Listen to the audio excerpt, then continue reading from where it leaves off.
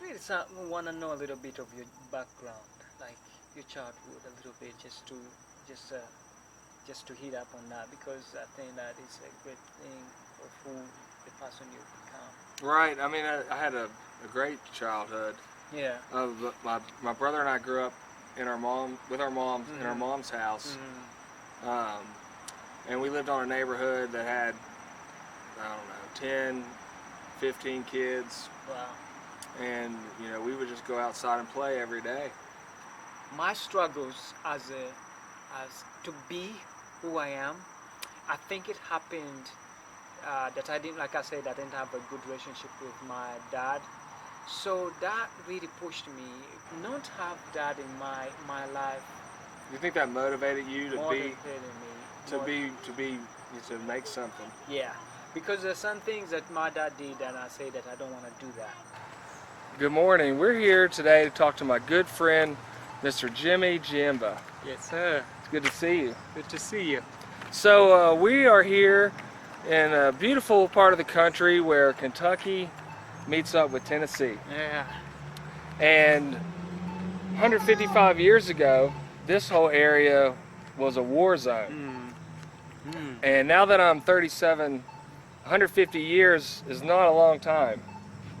So I've been feeling very lucky to be born when we were, and this time, and to be in the United States these last couple days since we got down here. We are in Berea. Berea, I love it, man. It's beautiful. Well, you know, like you said, my name is Jimmy Kyimba, and I come from the other side of the world. And we've been like on this journey. When I think about the path, I feel like we've been on our path to be where we are right now. I have two different people that impacted my life. A mother who gave birth to me and a mother who raised me. And we grew up on the farm, and she showed me like the really important lessons in life, like how to grow things and wait until they grow. Explain life like it has a process. You have to plant, you have to take care of the plants, and I have to wait for the harvest. Big project, any desire is going to take. It's going to have to grow. Yeah, it's going to have to grow. Yeah. Oh man. Like, you know, ideas. When you get an idea, like I dream a lot. I see things a lot, and sometimes I have to discipline my thinking. Like I see that ideas as like seeds that I'm sowing and they're growing, and ideas like seeds, they don't just happen just like that. It's a process. It's those baby steps. It's waiting, it's preparing, and then you wait to the end result, to the harvest, and you were there. But it's not like, oh my God, I want to be this, and it's gonna happen like tomorrow. No, it is a process. Oh. This is the first college in the South that absolutely anyone can enroll. Wow. Wow. That's cool. Yeah. So, what does that mean to you? Let's see, like I grew up on my street. There's Big Brandon, Little Brandon. Yeah. One's white and one's black. We never thought about that. There's Big Brandon and Little Brandon. Then you had Shahzad and Shiraz and Miriam. They're from Pakistan. Well, this is way before 9/11. So no one knew what Pakistan was when they moved there back in '94. So this is the street I grew up on. Yeah. And all this melting, all these people and all playing together. And we all grew up on the same street doing the same stuff. We're all the same. Yeah. We're all the same people pretty much. Yeah. You know? Yeah. And it's just everything around me here points towards a different perspective than the truth, the reality that we grew up in. Right. Which is one that doesn't have absolutely any notice of color. No notice at all. Yeah. So you see those kids? Yeah. They don't know colors. That's right. Until they grow old. Until we tell them what they are and what. So they're gonna see life that way. That's what being at this place made me think about. The 150 years. That's just my grandma's parents. Yeah. So you think about how easily that stuff got passed down from what they thought was normal Yeah. to our grandparents, to their parents, to the kids our age. Yeah. No wonder it still exists. Yeah. That's only a couple, 3 people, Yeah. and they grew up in their family like that, and their culture impacted them. Africa, I mean, it would be ridiculous to find the white people there living right. there. There is no color. There's no color. It's just one thing, and I'm speaking that kind of in sense. So when I came here, I became very aware that that's the case, because I'm no longer now African. I have to be described differently. The culture. The culture. So yeah, I mean, it's just interesting to me. You were saying something to me earlier about the culture not being the whole country, but also the culture of your family and what you grew up with. Yeah, the conditions and environment where we grow in, and those conditions and environment shapes who we are. I think I go back when I was a little child, and I watched my dad and all the things that he did, and I said, I think at the age of 7, I can't really remember very well, because I remember thinking, I don't want to be what my dad is doing. I want to be somebody different.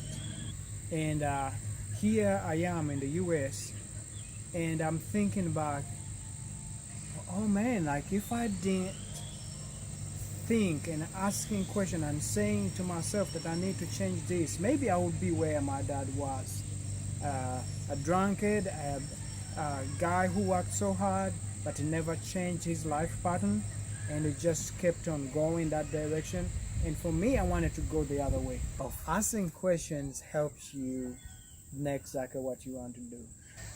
Like, why are you doing the things that you are doing? Who is influencing them?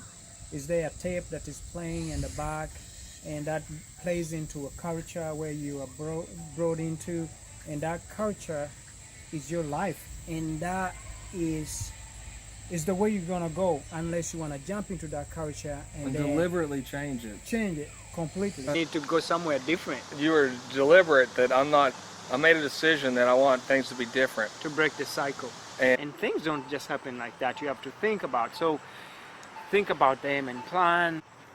so tell me about your path. Tell me about how you got here. First generation here to move here in the United States. I'm the first generation. I'm here in Uganda doing my business.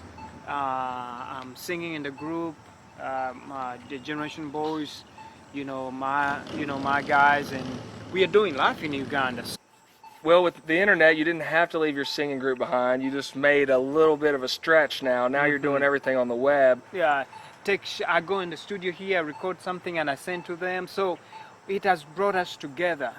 The Generation Boys, like I said, one of my is my passion. That my other thing that I do is one of the things that we did all my life is singing. When we are starting out with the Generation Boys, we struggled just to get in the studio, just to record a song. As somebody came alongside with us and said, hey, I'll play for the album. And they did it, and that's how we started. Everybody needs some people that you can discuss and get feedback and advice from. Yeah. You need people that you can talk to about your desires Yes. and things that are coming up in your head that you want to physically see exist. Yeah. Yeah. I one day I had it was a business kind of video that I watched where they're talking about to have people in your group where you meet like once a month or once what, and you just discuss ideas, and then when it goes around the circle, by the time it reaches to the last person, they've come up with something to do, a solution. I'd be willing to share What you have. Yeah. Keeping those ideas to yourself, Yeah. it's obviously not going to go anywhere. You can't rely on, nothing can get done by yourself. Seems like we're gonna take these giant steps, but you say maybe baby steps. Making progress. Yeah, it's not going backwards. You just always moving forward. Yeah, and taking little steps. It does it. My whole life, a couple years. It began when I decided to be more intentional. To be what? More intentional? Intentional in my own life, but also extending it to my wife. Just to be more intentional, thinking about her and doing some little things like giving her a day off or Doing the dishes or the laundry doing or the laundry, vacuum. right. Mopping the floor and helping, staying home, and we always trying to get to the next thing, trying to go climb this success, called the ladder of success, and we go up there and we realize that what we are looking for is way down here. And what is so interesting, what I found is life is about today. And if you miss it, trying to chase, trying to run after something, you're missing the most important thing. Like the day or the hour you've spent without your loved ones, that's gone. You will never get that back.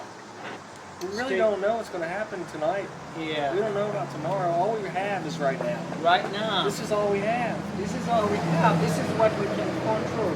Like this minute. This is all. As long as you know that you're not going backwards and that you're making progress. You're making progress. You gotta have some contentment in that, some confidence that you're gonna see yourself evolve. You're gonna continue to go the right way. Thank you, Jimmy. You're welcome. Thank you. Yeah, that's pretty good. Oh, now you get the whole wraparound porch. You got both sides now. It's cool. Yeah, don't hide in the table.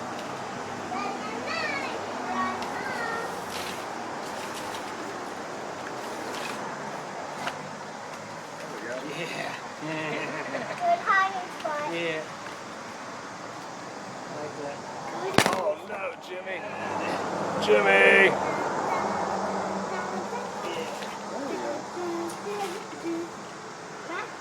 This is not gonna go. Oh, guys. You crazy guys.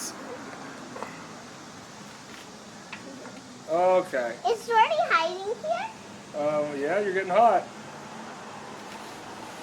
You're getting very hot. Yeah. There you are. Now can we? What were you thinking? Your turn to go hide. We need our wives. We can't do this by ourselves. I mean, your turn to Hey, count. go right. right. What do you want to count to? Nani, go count. We are recording. 1, 2, 3, 4, Go ahead. Go count.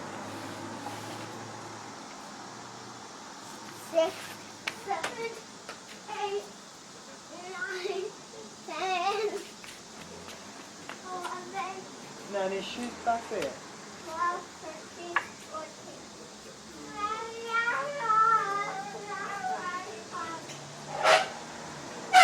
So, you were saying?